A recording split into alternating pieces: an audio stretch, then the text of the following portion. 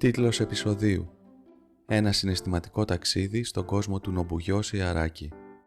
Από τη σειρά The Negative Files, σε μια προσπάθεια καταγραφής της ιστορίας πίσω από εικόνες που σημάδεψαν τον κόσμο της φωτογραφίας.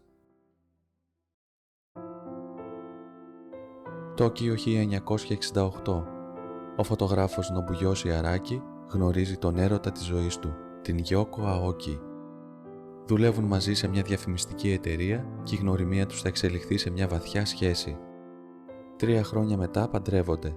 Το καλοκαίρι του 1971, στο ταξίδι του μέλιτός τους πάνω σε μια μικρή ξύλινη βάρκα, ο Αράκη σηκώνει τη μηχανή του και φωτογραφίζει τη γυναίκα του. Η Γιόκο κοιμάται κολουριασμένη σε εμβρυακή στάση πάνω στο ψάθινο πάτωμα της βάρκας. Το νερό γύρω τους είναι ήρεμο και η στιγμή είναι τρυφερή. Κι όμως, συμβολικά μοιάζει σαν να κουβαλάει ένα μυστικό που κανείς τους δεν γνωρίζει ακόμη.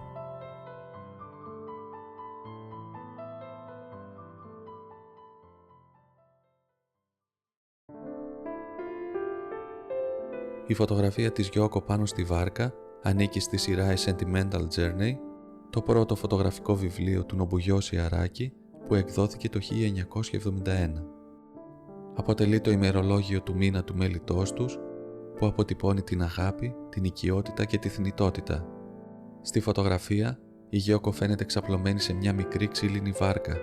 Το σώμα της σχηματίζει κύκλο σαν να επιστρέφει στην αρχή.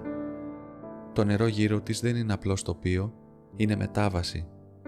Ο ίδιος ο Αράκη χρόνια αργότερα είπε πως η σκηνή μοιάζει με το πέρασμα του ποταμού Ζανζού στον άλλο κόσμο. Ένα σύνορο ανάμεσα στη ζωή και τον θάνατο.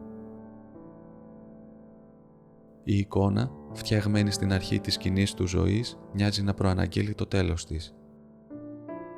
Το 1990 η Γιόκο πέθανε από καρκίνο και εκείνος συντετριμμένος συνέχισε το φωτογραφικό του ημερολόγιο μέσα από τις σειρές Winter Journey και Sentimental Sky.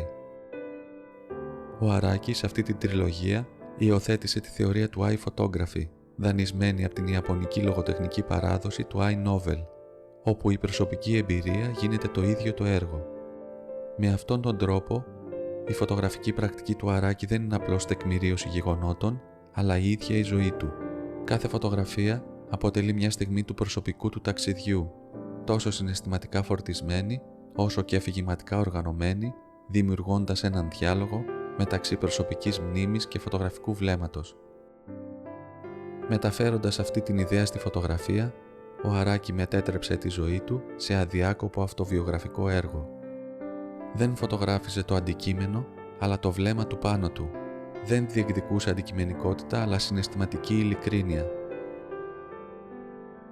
Μετά τον θάνατο της Γιόκο, η φωτογραφική πρακτική του Αράκη μεταμορφώνεται σε ένα έργο χωρίς συναισθηματική εγκύτητα, όπου το γυμνό γυναικείο σώμα φωτογραφίζεται ως αντικείμενο επιθυμίας και προβολής, συχνά στα όρια της πορνογραφίας, απογυμνωμένο από την προσωπική σχέση που χαρακτήριζε το κοινό του ημερολόγιο. Ο ίδιος συχνά έλεγε πως έγινε φωτογράφος χάρη στη Γιόκο και πως εκείνη ήταν το φως στις φωτογραφίες του. Η Γιόκο δεν υπήρξε ποτέ απλώς μοντέλο. Ήταν το σημείο από το οποίο ξεκινούσε ολόκληρη η καλλιτεχνική του ματιά, το μέτρο της ζωής και του βλέμματός του. Έτσι, μετά το θάνατό της, το έργο του Αράκη θα αλλάξει για πάντα. Στη φωτογραφία της Γιόκο, που συχνά φέρει τον τίτλο του ίδιου του βιβλίου, ο Αράκη αποτυπώνει έναν αγνό ειλικρινή έρωτα που είναι ταυτόχρονα και μια σιωπηλή, ασυνείδητη αναγνώριση μιας μετάβασης. Ίσως γι' αυτό η εικόνα της στη βάρκα να κουβαλά τόσο βάρος. Περιέχει την αρχή και το τέλος του ιδιωτικού του σύμπαντος. Σε αυτή τη φωτογραφία, η αγάπη και ο θάνατος συνδέονται με τρόπο που ούτε ο ίδιος ο καλλιτέχνης δεν είχε συνειδητοποιήσει τη στιγμή της λήψης, αποκτώντας μια σχεδόν απόκοσμη ποιότητα μετά τον θάνατο της Γιόκο. Το δίπολο του έρωτα και του θανάτου καθορίζει ολόκληρο το έργο του Αράκη. Και στην εικόνα της Γιόκο πάνω στη βάρκα, αυτό το σιωπηλό μοτίβο εμφανίζεται με την πιο καθαρή του μορφή. Η ζωή και ο θάνατος συνυπάρχουν στην ίδια οδυνηρά όμορφη στιγμή. Μέσω της ημερολογιακής του προσέγγισης, η εικόνα μετατρέπεται από μια απλή ανάμνηση του ταξιδιού του μέλιτος σε ένα ισχυρό memento mori. Μια υπενθύμηση της θνητότητάς μας και της αξίας της ίδιας της ζωής. Σας ευχαριστώ.